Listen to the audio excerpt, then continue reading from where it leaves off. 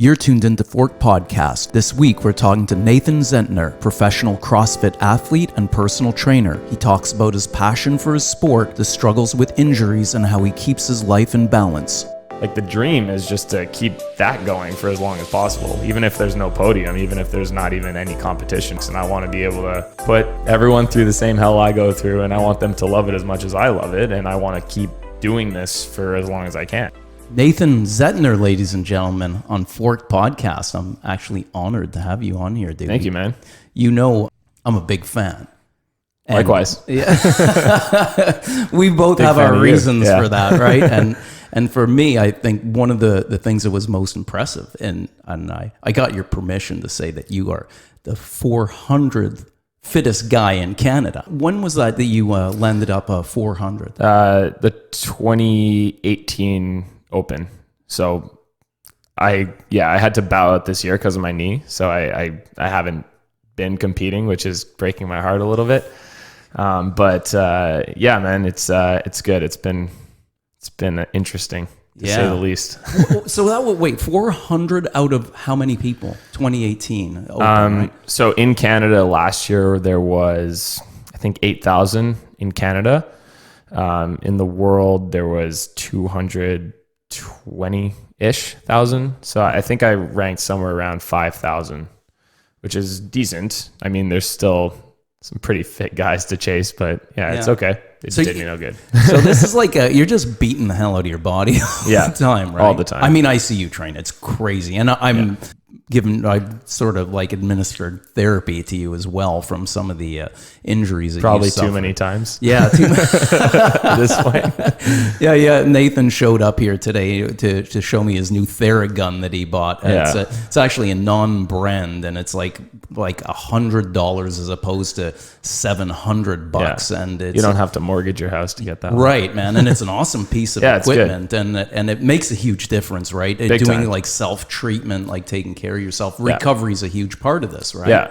Yeah. I was actually just talking about this with a buddy. It was, I feel like the huge difference between somebody who's competitive and somebody who's only competing, like versus somebody with a job and is competitive versus somebody whose job is to compete, is that it's the training is the training and the prehab and the rehab. Those are all equal hours. So if you're training 4 hours a day, you're probably rehabbing similar hours, right? You're putting in 8 hours a day. You're doing a 50-50 split.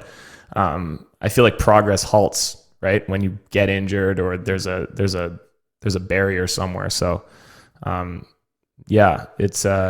it's crazy the dedication that has to go in, I imagine, to be like the best. Well, I think you're doing it. I think you're just getting better and better at it. I think the amount of energy that you put into it is what the pros are doing as well. You just need to develop the skills to do better lifts, bring the weight up. But I see you just... Yeah. I mean, the dedication's there, the nutrition's there. But I still feel like you have to give up everything to be the best in anything. So let's get into that for a second. What does your day look like? So for me, usually I'll have a 7 or 8 a.m. client. I have some clients in the morning. You're a personal trainer, right? Yeah. So you know how it is. You have the busy hours, you have the mornings, you have some afternoon, and then in the evenings, right? No one trains between. When your energy's best, you find yourself training somebody else. Exactly. Like, damn, Yeah. So I'll fill in my hours that are appropriate for personal training, and I'll work late too, because everyone wants to train 4, 5, 6, 7, sometimes 8. So my days will often start early and late, and then I'll train the afternoon away for about 4 hours or so, usually from 11 till whenever. Sometimes a 2-part workout. Sometimes I have to come back. So, I fit it in where I can. But yeah, there's definitely that difference between, like, let's say myself who's competitive versus somebody who's like the best, who wakes up in the morning, trains, naps, eats. Like it's a pattern. It's totally next level. Well, it's also a sponsorship thing too, right? 100%. Once the sponsors roll in, you can start to develop or devote your attention to your sport and get. But I had personally experienced that a lot way back when I was first studying athletic therapy. I was working out at the local arena, working with track and field athletes. And in Canada, I don't know what it is now, so I'm not even going to say anything about what I think it is. I have no clue. But back then, athletes, these were like top performing athletes, and they had no money. They were just like paying for everything, including plane tickets to go to compete sometimes. And they were being tested regularly. Their whole life was about their sport, but the country really wasn't giving them much back as far as the money to perform their sport. And I guess that's where you're at right now, right? Yeah. You're trying to be competitive. You're trying to do everything you can, but you don't have the opportunity to devote all your time to your sport. Yeah. So, that's what Dave Phillips, shout out to Dave Phillips. Oh, Dave Phillips. Yeah. That's what he was saying. He was like, said something along the lines that, basically he was the thing he got from Canada, from the government to be a professional squash player was his phone. Like that was pretty much it, So it's still happening. Everything else was kind of on him or close to it versus, somebody in the US or China, let's say, is going to just have a full ride and they're drafted young. I always had a gripe about that, man. Like the athletes on their own to do their thing. They're getting up early in the morning, working for a living, obviously, because their sport's not paying for their living. Yeah. They're getting up early, going to work, then they're gutting it out, trying to find the hours to train. They're really like just putting it all on the line, including sacrificing social relationships. And for a large chunk of their life, of their young life. Of their prime, for sure. Then they win a medal and the whole country's waving the flag. And you're like, whoa, hold on a second. That really did. That really, and it still does bother me when people are sort of like just celebrating the athlete's accomplishment for their country, but the country really isn't giving back to the athlete. Mm-hmm. Yeah. So what do you do? Like, I wonder what the life is of Olympic champion afterwards in Canada. Yeah, I really don't know. And I think that many of them after their sport, they're riddled with injuries. Yeah. And, your body's not performing the same after you've just like put it through the ringer with all the sports and training and injuries. And so I don't know. I don't know what happens, but I would venture to say people sort of like flush them. Yeah. That's just kind of my well, because Michael Phelps is set. Right. Yeah, these guys that so. like in other countries, like Usain Bolt is never going to work a day in his life. Right. Right. All that money, probably the entire country is just giving him money. Right. Like, man. So as an athlete, man, how do you feel about this? Okay. Never mind how you feel about it. We know how you feel about it. You're pissed. You'd like to put your time and energy into your sport, compete, get up, get into the top qualifiers, but it's not going to happen easily for you right now. You're going to have to gut it out working, right, as a personal trainer, doing your thing. Now, I mean, to be fair, I really do love what I do. Mm-hmm. So, I enjoy training people and helping them perform to the best of their ability. There's also other Canadian athletes that get it done, right? Like, I mean, there's a sacrifice that I'm not willing to make at the same time, right? I'm not willing to give all that other stuff up.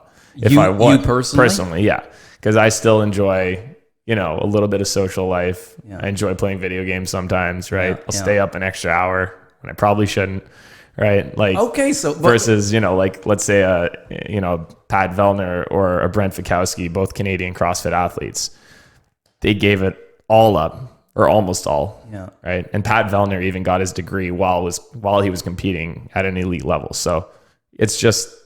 Nathan, that's super honest of you, man. I really appreciate that because to me, the true story, like if we don't talk about the true story, people try to duplicate, they watch what other people do and then they want to try and duplicate what they do. Mm-hmm. But if a lot of it's a lie and the person's not honest about what's really happening, they're trying to duplicate a lie, which is impossible, right?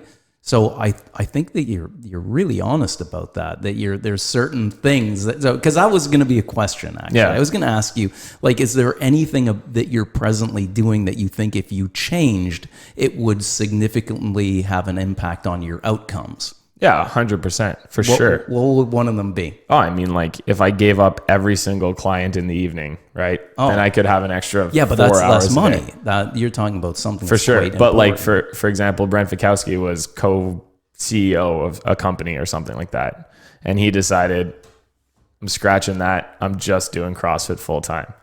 But would he have had the money in the bank to have been able to say that he's scratching that? Like, you're a young guy. It's hard to say. It's hard to say for sure. But I mean, there has to be a balance. But I think if you want to go all the way. Okay, so what are you going to do? Are you going to go all the way? Is there something I'm trying, man. Are you? I'm trying. Okay, look out all of Nathan's evening training clients. Yeah, you're all scratched. But if let's say my parents are like, we're going to support you full time, and they were insistent about it, I wouldn't feel right about that. But let's say they were like, I'm giving you X amount of dollars a month to train, compete. Are your parents going to listen to this podcast? Zero chance. Zero chance, and it would never happen. Okay, so we got to find someone else for you, man. Like, let's say Sean Lewis came up to me. He was like, here's $1,000 extra a month just to compete. Oh my God. I would do it. I would do it because I know you could get there. I know you can get there. But you've got the heart for it. It's a huge dedication. Huge. Yeah. Like this morning, I woke up, I got out the door. I had an hour of morning activation, 8 a.m. Like that was the first thing. And this, that's like getting out of bed and it's snowing, right? And then I ate a huge breakfast, all calculated, all measured out, all my macros. And then I, went to the gym again, another 2 hours. And then we're here doing the podcast. I'm going to go swim for another hour after. So like that has to be your life for, indefinitely until you've made it or you're done competing. Yeah. You can't miss a day, right? Yeah, your pleasure becomes your ball and chain. Like, if you're tired, too bad, get in there and do it.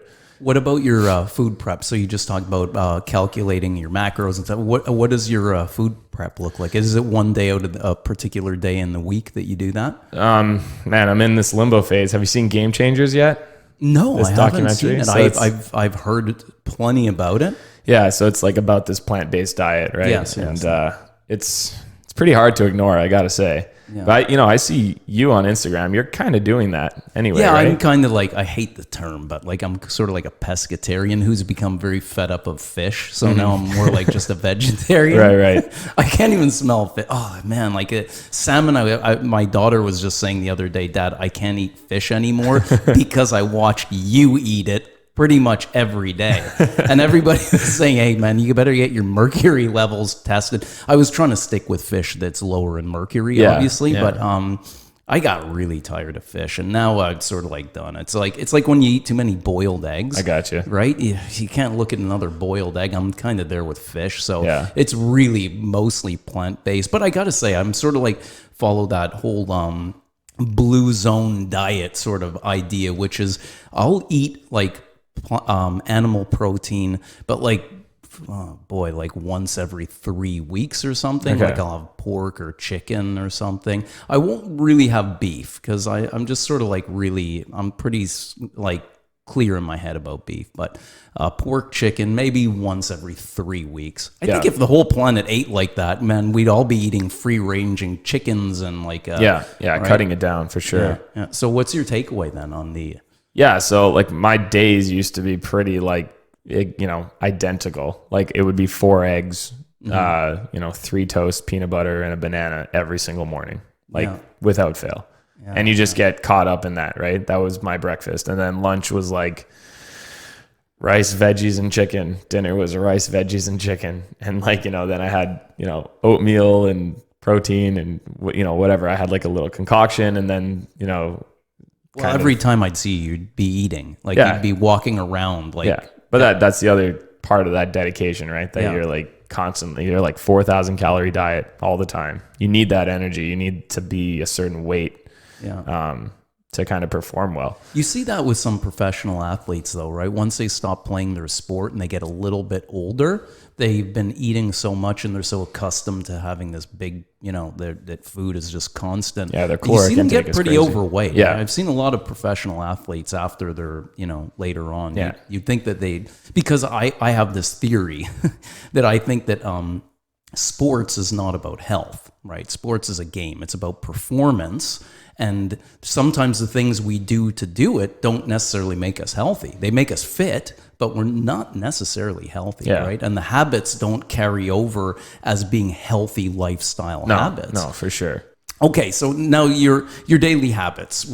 I just wanted to like get back to that for a second, because there's always people who are interested, young people who might be saying, "Hey, man, like I really want to try and get into CrossFit and compete." And so, what does that day look like to a young upcomer who just is really flirting with the idea of getting involved? Well, if you're trying to start out, I mean, you just got to start. You got to join a box. You got to figure out what the sport is about. I think a lot of people have this misconception that it's just lifting weight with poor form and doing your gymnastics with poor form. But when you really delve into kind of what the sport is about and the reason you do certain things, it starts to make sense. So you got to kind of discover the actual sport itself and get in with a credible box and just start doing the workouts. And then so a box is it's a gym where CrossFit is done. Yeah. So it's it's just the bare bones of what we think of, right? When we think of like fitness, it's bars and dumbbells and kettlebells. And just your brother did an amazing video for you. We're gonna repost that for this. I'm gonna post that somewhere in this podcast, maybe right now.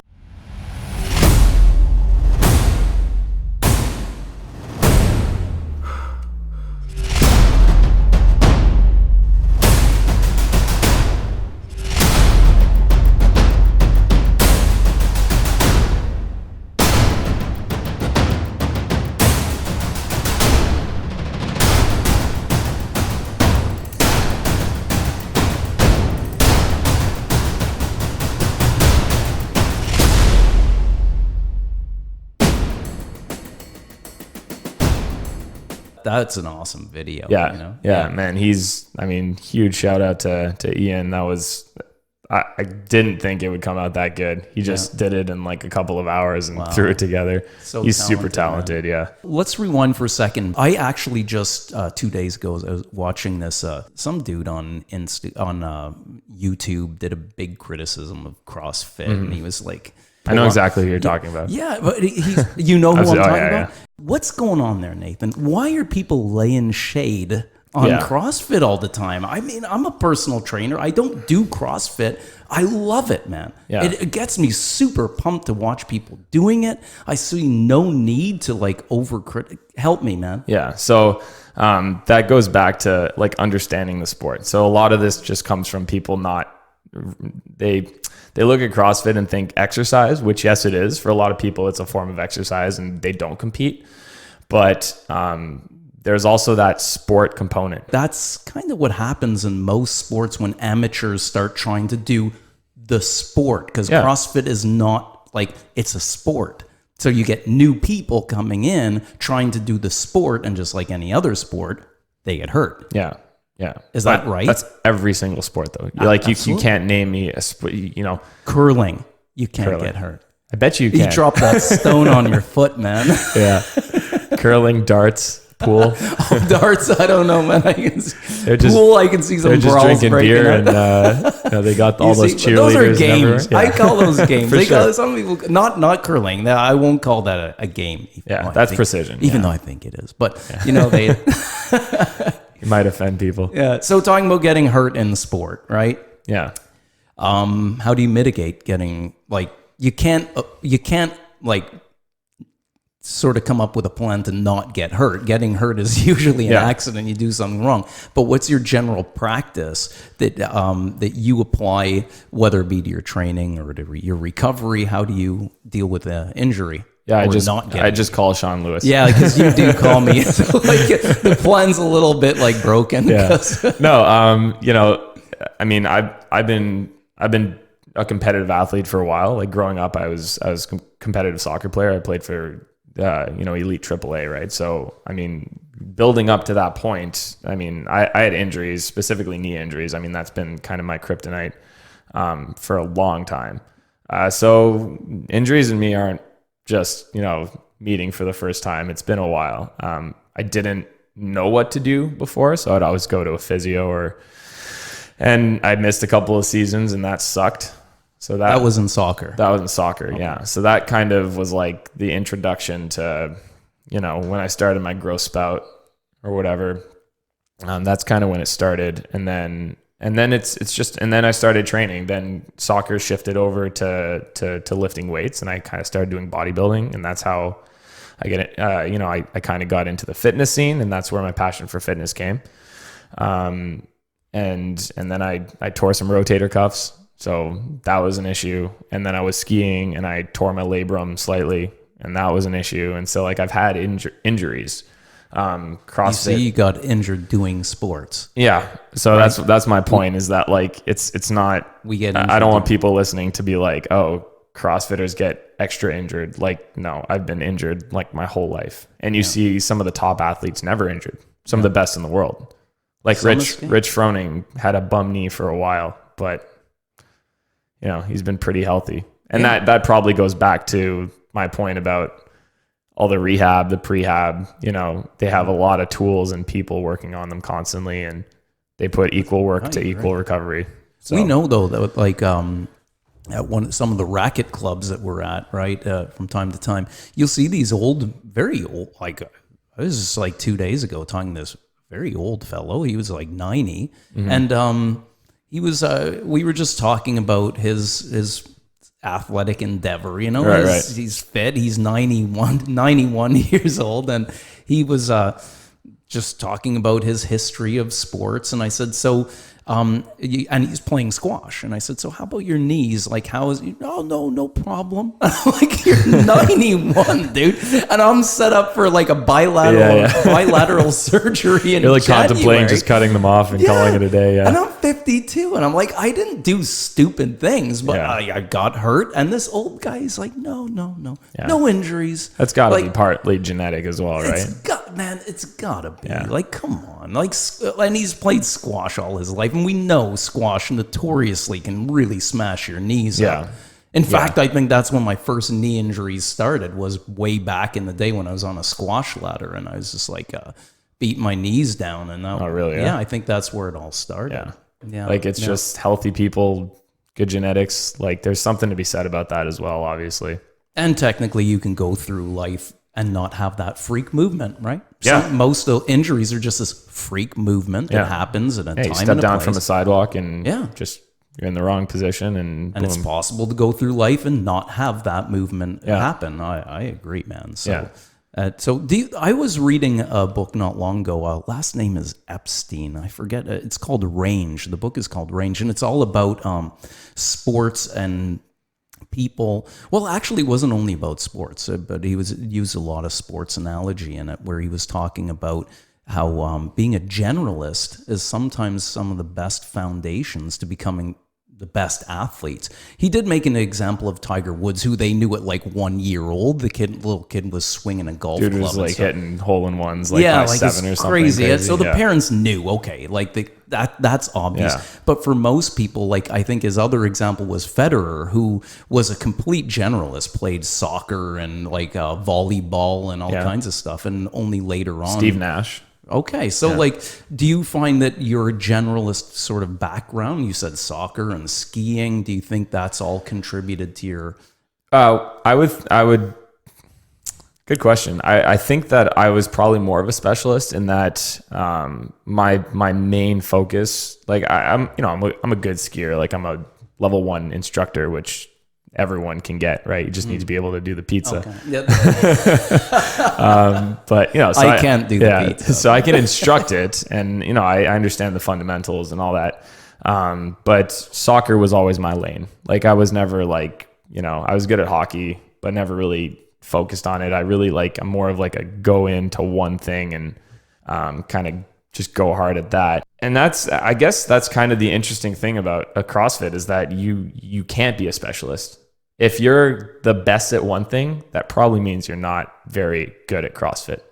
Oh, interesting. Because, so for example, like a strongman, if you take the 10 modalities of fitness, they got strength, they got power, right? So they're 10 out of 10 at one thing, but they probably can't do, you know, a 5K run. They probably can't do, you know, like many pull-ups strung together. If you're too dominant in the lifting side, you're probably going to be pretty big, pretty heavy, packed full of muscle. Right. That muscle chews up energy very quickly, and you'll have no endurance whatsoever. Yeah. So you look at the best guys; they're hovering around. They're shorter. First of all, they move weight quicker with a shorter range of motion, so that helps. But they also know exactly what weight they should be at. Mm-hmm. Like that's kind of what I've had a little bit of a journey testing out. Like I went up to 205 at one point. My lifts went through the roof, but my gymnastics suffered and my aerobic capacity suffered. So then I had to go down a little bit, and everything shifted. My strength got weaker, right? My strength went down, my gymnastics and aerobics went up. Mm-hmm. And so finding that middle ground is important in this sport as well. It's not just about, you know, hitting those, you know, 5-plate deadlifts or whatever. It's about like balancing it out and realizing that sacrificing one can give to the other. And you want to be somewhere like 7 or 8 out of 10 in all 10.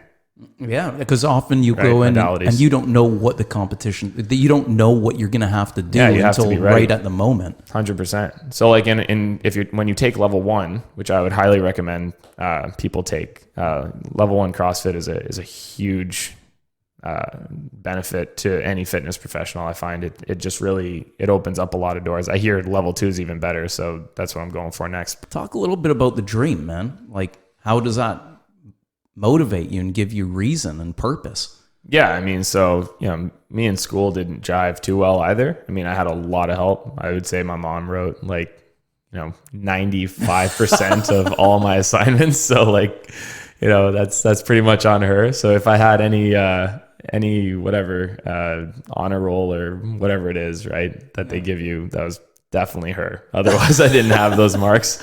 And yeah, I you know, like I feel like a lot of people in the fitness industry are very body oriented. And that's kind of why we find this line of work.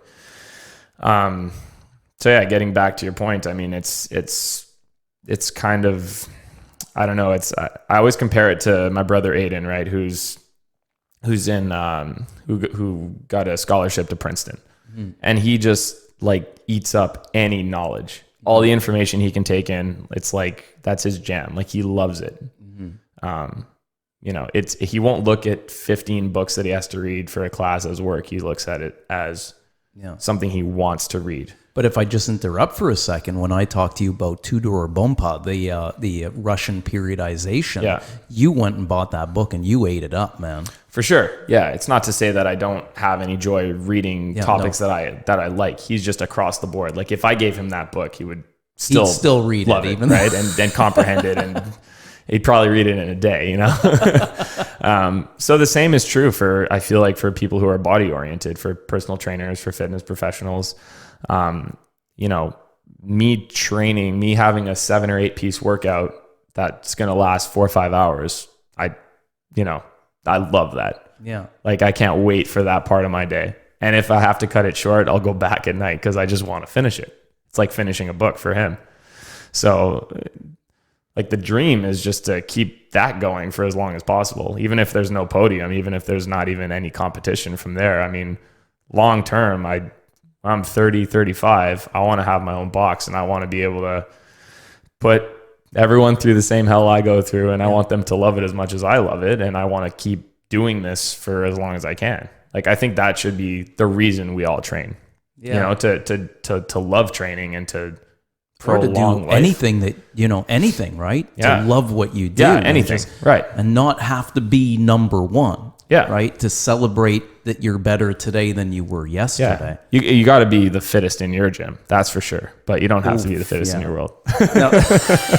As long as you're the fittest of your friends, you know, it gets harder though. It gets very hard. Like as you get older, man, like it's there was a time maybe about 5 years ago where I didn't have a problem being somewhat the fittest guy in a room. I was like, even with much younger, but now it's not the case. I find the last 5 years, it did shift. Yeah. I'm still fit, and I still like to believe that I can carry my own, but it's something happened in the last 5 years that I can't. Yeah. So like, you haven't been like free of injury either. No, though, right? You've not been at like all, struggling man. with a few things. Yeah, struggling, and I'm resolved to get those those fixed up in the new year. Yeah. I have some surgeries coming up, and I just want to see if I can take a crack at a few other things right now.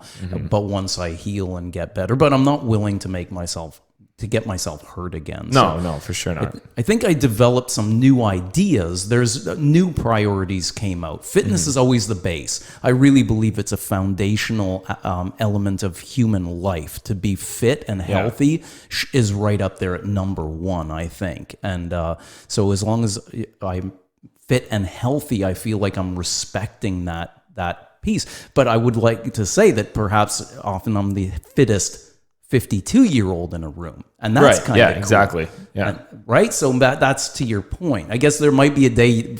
Listen, Nathan, there's gonna be a day. You won't be the fittest guy, you'll be the fittest old guy in the room. Yeah, for sure. Maybe that's the day I go to the games. Who knows? When I'm 40, you know. Yeah, you compete in the seniors. Man. Exactly. Maybe you can win that. Yeah. Yeah. Exactly. Well, listen, Nathan, I want to thank you, man, so much for coming in. For sure, anytime. Podcast. This is going to happen again. We said we were going to try and talk to your coach, right? Yeah, we're going to get everyone in on it. Yeah, man. It'll be fun. We'll get like a group of 10 people or something. Yeah. Just like a 2-hour podcast. Well, listen, dude, thanks so much. You guys out there have an awesome day. Nathan, you have an awesome day too, bud. Thanks, man. Enjoy.